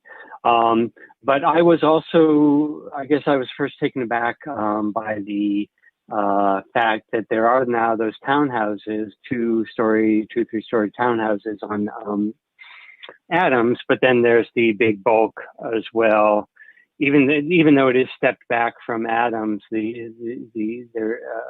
is still the 6-story wall on Adams, or 6-story facade, including the garage wall. And then I also note that the garage walls seem to also still be opaque, and that would include both the west side of Building A, the south side, and the sides of Building A now where there would be the bike room, and then Building B, the north side, and parts of the east side as well would be opaque. So yeah, that concerns me that there's a lot of inactive street space there. There's certainly a lot of examples in terms of the garage of opening that up and making that visible to the street. I think that that's the way to go personally. I think that's safer, allows air to circulate in the garage area, makes the air cleaner in the garage. And also, I think the more people, the more circulation on both sides, in the garage and outside the garage, makes it feel, like more of a community. Whereas if you have an opaque wall and there's people in the garage and people on the outside, they don't see each other. I don't think that's as good a situation. So I would appreciate the garage walls being given some treatment to make people be able to see through, or at least light and air pass through some way through those walls, glass blocks, et cetera. So as far as the massing goes, I guess what I would prefer on Building A, that we step it back on 3 sides, on the south, the west, and the east, and therefore provide a little bit better, on the Adams Street side, a little bit better interface with the Adams Street neighbors, on the Clay Street side as well, so that just not one big tall 6-story wall. And then agree with Commissioner Momin that would provide perhaps better massing on the San Pablo side. So that would be my recommendation there. Okay, so getting back to my own comments, I'll try not to repeat some of the previous comments. I don't think we know how much parking demand there will be. I think there is data to show that near transit, parking demand is a lot less, and it could very well be that there isn't demand for all those spaces. What I do want to acknowledge is the concern of the neighbors that there be spillover into the neighborhoods. We don't know. That's possible. And that would be undesirable if parking is already on Adams Street constrained. So, but what cities do in these cases is they implement neighborhood parking permits if there actually is a problem. And I think that's something that the city should consider. In a quick and dirty search, what I found is that every single city around us, El Cerrito, Richmond, Berkeley, even Emeryville, and even Piedmont have some form of neighborhood parking permit program. And so, it might be time for us to step up and do that. There's already some call for that along the commercial corridor where people don't like to spill over from the commercial corridor. So that's the way you solve that spillover problem. And in terms of, if that problem is solved, it's a market situation. If the developers believe that they don't need to provide more parking spaces, then that will dictate who decides to live there. People will know that they will have to buy a parking space, and that is limited. I will note that the townhome parking spaces, by the way, are bundled, which makes sense because they're kind of complete units, and there's 2 bundled parking spaces per townhome, but all the rest will be unbundled. So I don't consider, and they're already over parking it by far over the 0.5 per minimum that they're required. So I don't consider that an issue. I do want to talk a little bit about the fact that this is the Albany Bowl site. I would like you to consider the fact that we have examples of projects where old facades are preserved, or at least parts of old facades are preserved. There's a climbing gym going up on the Oaks Theater in the upper part of Solano and Berkeley that will be preserving the facade of that theater while putting a climbing gym behind that. And I think that the community welcomes and and applauds that. In Berkeley, there's also a building called the Fine Arts Building on Shattuck, which is a multifamily building where there used to be a movie theater. And they have preserved the facade or at least a little bit of the facade of the movie theater. It's called, you can see it, Cine Arts on a marquee over one of the entrances there. And I thought that was a great nod to the previous usage of that site. So I would say the community would love you if you took that Albany Bowl sign and left it right where it is and attached it in front of the new building, or maybe some aspect of it, or something, some nod to the fact that that used to be the Albany Bowl site. Maybe a little bit of neon, decoration here or there, or maybe a mid-century, little splash, a little star pattern, or something that harkens on the facade back to the fact that this used to be the Albany Bowl site. Certainly got a lot of feedback that people are sad that the Albany Bowl is going away. And I do appreciate all the other nods to the bowling alley that you are putting in there. I think that's also very great, but consider preserving that sign. I think that could be a real benefit to the project and to the community. Let's see. I think I want to just echo Commissioner McLeod's comments about bicycle access. I see where having access directly to the street or to the sidewalk might be a security concern.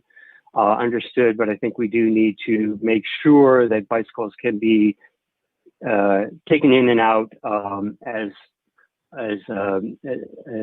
easily as possible in order to make that experience good for the residents and to make bicycling more viable. Also, give me 1 second. I had a couple more comments about the bicycling. I do appreciate the fact that the city is going to look at a Clay Street bicycling facility. We do also have an ability here to think about a bicycling facility on San Pablo, as we did with the UC Village project, and put a cycle track right on San Pablo then we'd have a cycle track on both ends of town, and perhaps be able to, in the future, expand that so we have a cycle track along all of San Pablo. And then that would provide for a very good facility that would allow for crossing of bicyclists on Brighton in front of the project to Clay, and then provide that connection to Adams. So I want to advocate for us starting to think about that as well. Oh, and yeah, make sure also the bicycle access in the townhomes is good. Once again, you just, in order to justify, or in order to speak to those who have issues with the parking, we need to make sure that we are making this as good a facility for bicyclists, or as good a project for bicyclists as possible, so that we get people out of their cars and we reduce that need for parking, and make sure that people see bicycling as a viable alternative, as one of the viable alternatives. Okay, 1 second.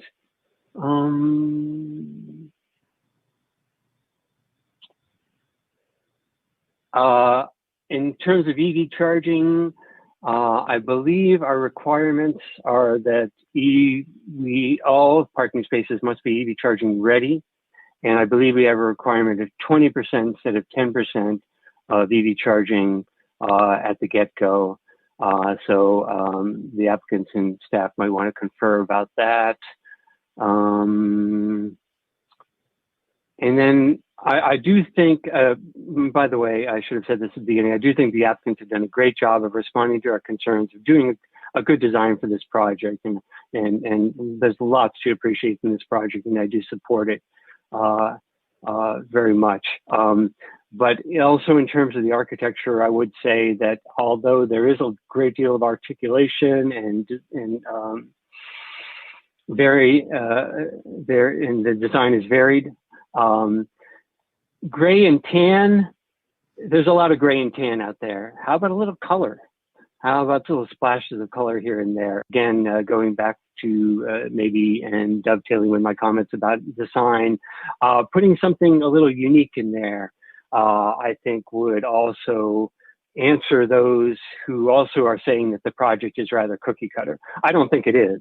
But I think there's a lot of people who see somewhat modern designs for apartment buildings, and they want something a little bit more, something unique, something to make this stand out and splash. And I think that could answer the community's needs and my request for that. I do think we should be all electric. Certainly buildings have been built for years and years and years and years, all electric, for decades. We know how to do that. So you'll do what you do, but I do urge you to go that way, especially since Berkeley is, now the lawsuit against Berkeley and their all electric requirement has been tossed out. Berkeley can go ahead with that. So many other cities have gone all electric for new construction. I can't see that as a huge lift at this point.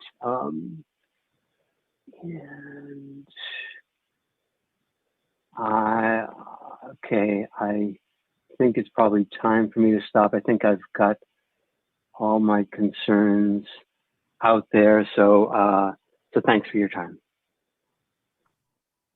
Great, thanks. I'll go ahead and jump in with a couple of my comments, some initial thoughts first. And just to sort of put it out there again on the record, I know we've said this, but I think inherent in density bonus law is that projects aren't going to always comply with local codes and many provisions of the general plan. That includes things like parking and height and density.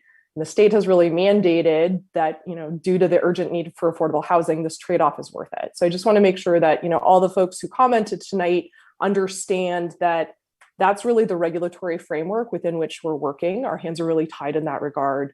We just don't have the authority at the local level on a project like this that includes inclusionary housing to require changes to those aspects of the project as proposed. And I know it feels very counterintuitive to much of what we do up here, because most of the time we're dealing with market rate projects where they do have to comply with the general plan, they do have to comply with the code, and we have discretion in talking about those things, but this is a different kind of project. So I just want to make sure that everyone listening in tonight sort of understands that we're in a whole new world on a project like this than normal.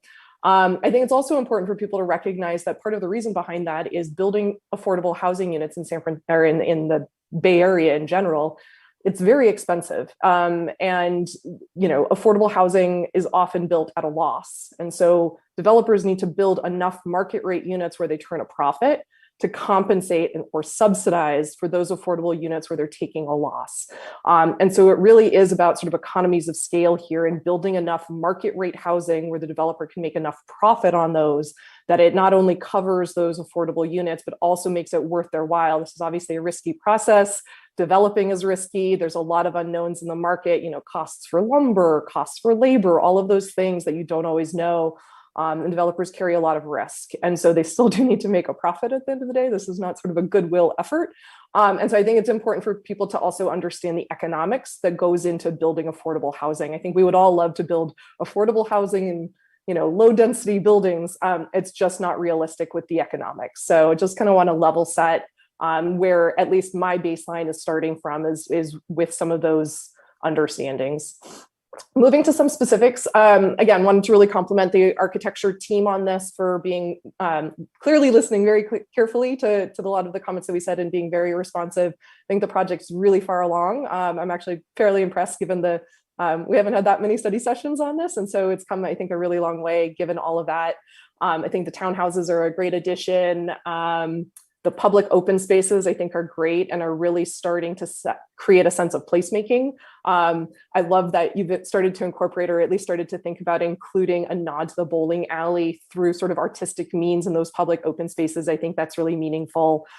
Pinging off of what Commissioner Pilch said, I'm not sure keeping the sign in the location it's at right now is pragmatic, but I do think it would be really a cool thing to think about of how could that sign be incorporated somewhere in the project. And even if that's put up on a blind wall, like you've got the cool mural, which again, like, thank you for starting to think about those things on the blind wall, but is there something like that where you can weave in that sign that I think everyone really knows and loves somewhere in the project? And so I'd sort of just give that as sort of maybe one of the final challenges to your team to see if that's something that's doable. I know there's definitely a cult following of people who love themselves some neon signs.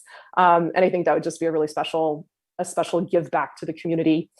I also really appreciate the increase in sidewalk width. And I think it's important for us to all recognize the developer does not have to do this, especially with a state density bonus project. It is reducing their massing in terms of their footprint, carrying at 6 stories. It's actually quite a significant amount of floor area that the developer is giving back as a public benefit of making more gracious public spaces. And so I just want, again, when you think about the cost per square foot, which is how developers sort of think of these buildings, that's a lot of square feet that are being given up to make the sidewalks that we all walk along in Albany nicer places. And so to me, that is a really significant give and one that kind of lives in perpetuity when the city can have better sidewalks, which encourage people to walk more frequently and feel safer. And then lastly, I also really like the changes in architectural materials that have been used. I think you've done a really successful job of differentiating materials throughout the building where different massing changes happen, but in not a sort of slapstick way. There feels to be really sort of a cohesive story that's told with different textures and colors and materials, but it all seems to work together really well. So I'd really like to compliment you on that. I actually also really love the use of Corten, especially in a very selective way, but I think in a very appropriate way, especially around the ground floor and the commercial spaces. So I think that's a great addition. I would hope some of those things don't get value engineered out. So I'd encourage you to try to keep those details in. Moving to a couple items that I think are still worth exploring a little bit more beyond what I've mentioned already. I would encourage the property owner, I know this is probably outside of the hands of the architecture team, but the property owner to have another conversation with the adjacent property owner about the easement. Those conversations may have already been had and the answer may be no, but I think it would be great for us to know we tried, but no, or, this is a tight legal contract that has X amount of lifespan. I think it would certainly make for a better project if we didn't have to accommodate that easement through, especially in terms of the potential for pedestrian conflicts. We've got a lot of open spaces and activity going on, and hopefully a lot of spaces that people will come and have kids playing and a lot of sort of hanging out. And the fewer cars that we have driving through that space, I think the better. So I would just plug to the property owner. It's worth exploring that conversation, even if it's a conditional conversation based on the ability to break ground on the project or something like that. As it relates to Commissioner Moman's comment about the step back along San Pablo, I'm not 100% on the same page about the need for a step back. I also think we're limited in our ability to ask for reduced massing there, but I do agree in principle that those portions of the building do seem to be, kind of monolithic at some level right now, and could use at that sort of the floor of that top floor a little bit of architectural differentiation in some shape or form. And so again, I think the architects are talented enough to think through that and what options could be, whether that's the introduction of balconies at that top level to kind of almost bring in a banding aspect, or some other move that happens that kind of can be in that same spirit. And whether a step back is doable, great. If it's not, though, kind of looking at potentially some other treatment at that level. Again, I think we're getting really into the details here. This is not the 10,000 foot. These to me are the nice to haves, not the need to have. And then a couple other quick comments. I do concur with Commissioner McLeod's comment about the ground floor, the active uses on the ground floor. There is a little bit more than desirable amount of inactive ground floor spaces along San Pablo. And although you've introduced some great new active spaces like the cafe next to the open space, which I think is great, I would challenge you all to see if there's somewhere to move MEP rooms or move trash rooms or move the bike parking or some combination thereof back a little bit. And even if, you can give a little bit of space and introduce, some micro retail tenants at the front, just something so it's not, 20, 30, 40 feet of dead frontage on San Pablo. I think that would be great if at all possible. And I think the way the buildings are broken up, you have enough other frontages for some of those things that do need direct pedestrian access that some of those might be able to be sort of turned around. So that would be, I think, one of my biggest architectural moves that I would ask for on this project. A couple other really small details, and this is more just clarifying in the future. The renderings are beautiful, but I think one of the things that I've picked up on in the renderings is the landscaping is a really critical part of a lot of this looking so beautiful. As we all know, landscaping is, can come and go. So there are a couple of comments in that regard. So first on the, I believe it's at the second level terrace, you can see a lot of planters with lovely plants that are sort of spilling over. I think a couple of things on that. One, those planters, we should make sure that those are built in so that they're not movable. So I was trying to envision what would the space look like if those planters were gone and there was no planting there, and it would have a very different feel. So I think really mandating that those are some built-in planters, and that the landscaping there is maintained by the HOA, I think is also really important. And I don't know, or I guess it's not an HOA, it's a rental project, but that building management would maintain that landscaping so that it's also consistent in its look. It does really play, I think, a really big role in the public appearance of the building, the way that landscape is treated. And again, I just know, everyone maintains their gardens differently. So I think thinking through the maintenance program for the landscaping, especially those that are on private property, is a detail that I think would be important as part of the landscape plan to better understand when we come forward again to look at this. For the townhouse units, and again, this, I would just ask you guys to explore this. Right now, the front railings are open. They're sort of transparent railings that are open rails.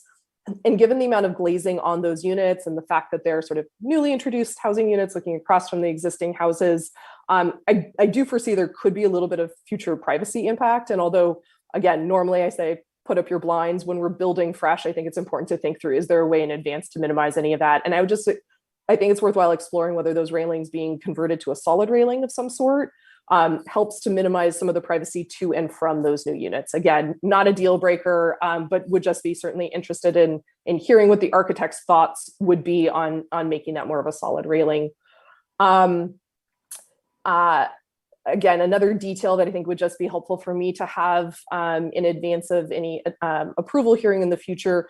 The window reveals throughout the project are great. They're nice and deep. And that type of detail to me is really, again, the devil in the detail that makes for a really high quality project versus one where there's no reveal and they're flush. So just say, love that detail. In the final plans that we get, it would be great to see that detail called out and to understand what that reveal is so that we all have a certain level of comfort of what will be built in terms of that depth and those shadow lines.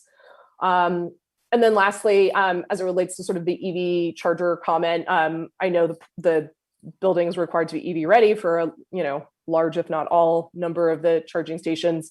I think it's worth looking at, by the time you factor in when the project gets approved and gets built, what the state of electric vehicles will be looking like. I know there's a very, very big push with a lot of the car manufacturers to have fully electric fleets of cars in the not too distant future.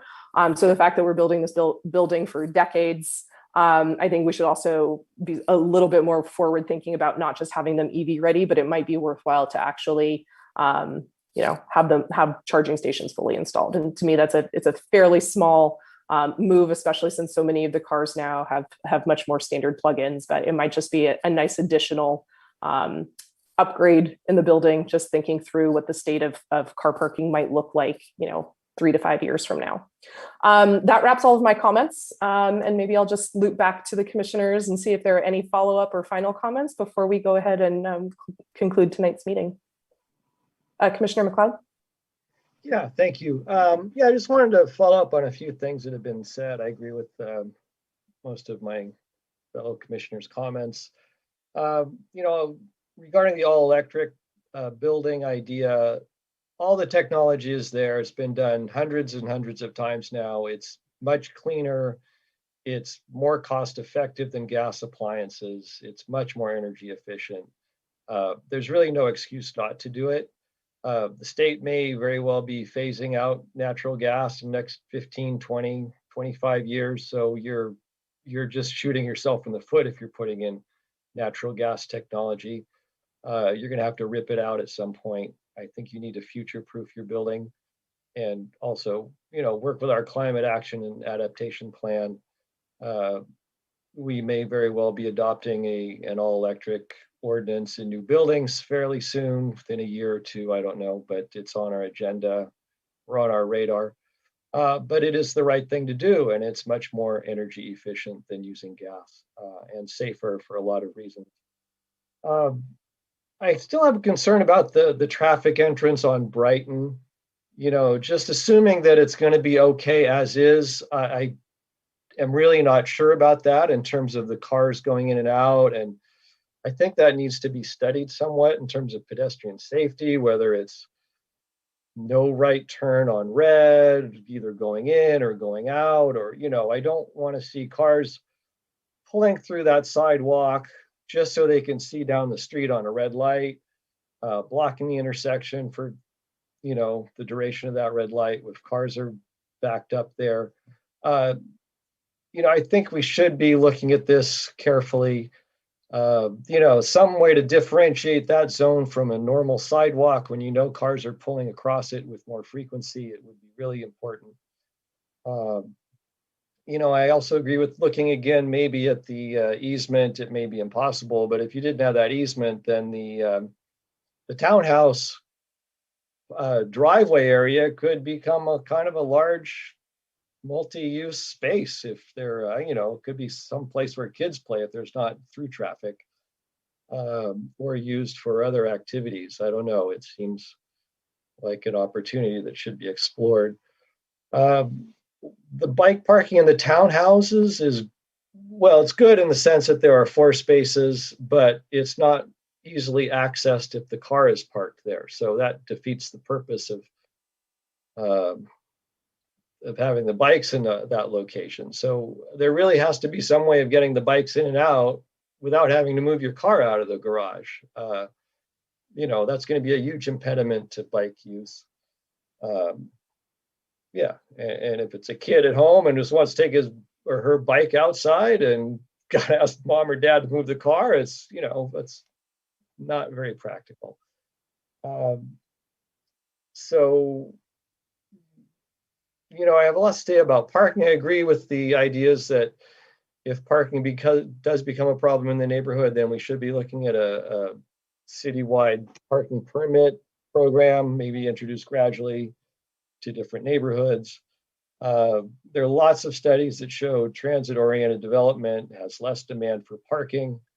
There are studies that show that providing parking actually induces demand. I mean, the basic idea is that if you provide car infrastructure, you get more cars. If you provide bike infrastructure and other active transportation infrastructure, you get more bikes and other kind of active transportation uses. It's pretty simple, you know, and we are really trying to, you know, move towards mode shift. Everybody would like fewer cars on the street.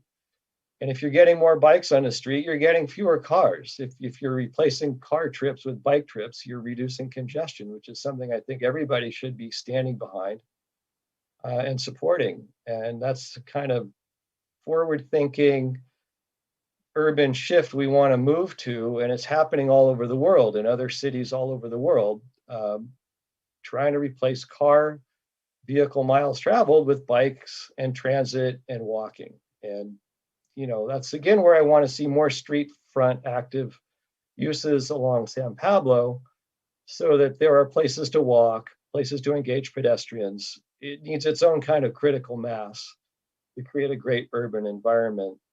So replacing some of the inactive uses on the storefront side with active uses would be very helpful and give people the, you know, access to the goods and services they can use without getting in their car. So it's kind of a whole ecosystem.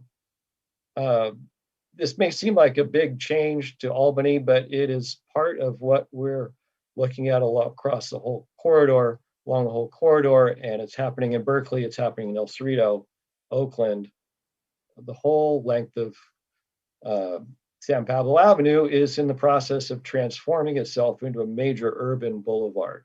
It's going to go away from the car, what we had like small car shops and all that sort of thing, into more of an urban corridor, high density, supports transit by having more people on the street, etc. So it's I think this is the way it should be going, and I really support the project overall. So thank you. Commissioner Pilch. Yeah, just quickly, I can support all of Commissioner McLeod's comments. And just one small point about the electrification. I mean, consider the cost if you're just putting in all the gas infrastructure just to power a few facilities, then you're paying for, you know, for all of that gas infrastructure. Whereas if you include no gas infrastructure, you're paying zero for any gas infrastructure. So I can, you know, factor that in. The only other thing I wanted to say is that I just want to make sure at some point, at some appropriate point, that staff and the applicant get a chance to ask us any clarifying questions about our comments. That's all. Thanks. Great. Well, I'm happy to certainly pivot to the project sponsor, Isaiah, if you're still on the line. Before we close the public hearing, did you have any clarifying questions based on any of the commissioner comments? No, not really. You know, we certainly really appreciate all the comments again. Very, very thoughtful comments, and you know, we'll look forward to getting our team together tomorrow morning to go through them all and really consider each and every comment again. Very, you know, thoughtful comments, and you know, just want to thank the committee members. Great. With that then, and seeing that there are no other commission comments, we will go ahead and close this agenda item. Taking us on to item 9 on our agenda this evening, just an update on the next meeting, which is scheduled for September 1st. Same time, same virtual place. Or Actually, no? just one different time? clarifying thing on that September 1st meeting. It is a special meeting, and it will be focused on the housing element. There will be, again, a one agenda item, but we are going to start it earlier that day due to some other scheduling issues. So that meeting will be held from 4 p.m. to 6 p.m. on Zoom. Okay, great. So next hearing will be September 1st, special hearing on the housing element starting at 4 p.m. virtually. Great. With that, we are adjourned. Thank you, everyone. Thank you. Thanks, everyone. Good night.